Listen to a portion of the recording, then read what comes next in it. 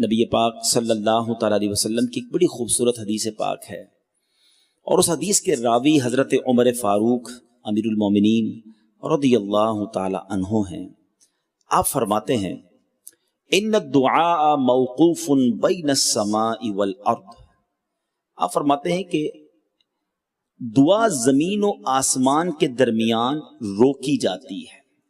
حضرت عمر فرماتے ہیں کہ دعا زمین اور آسمان کے درمیان روکی جاتی ہے، لا يسعد منه شيء حتى تصلي على نبيك صلی اللہ علیہ وسلم۔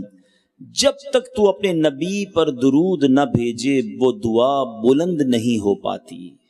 درود پاک کی اہمیت کو سمجھیے کہ اگر اول آخر درود پاک ہو، کیونکہ علماء فرماتے درود پاک ایک ایسا عمل ہے، ایک ایسا وظیفہ ہے جو مقبول ہی مقبول ہے، جس کو رد نہیں کیا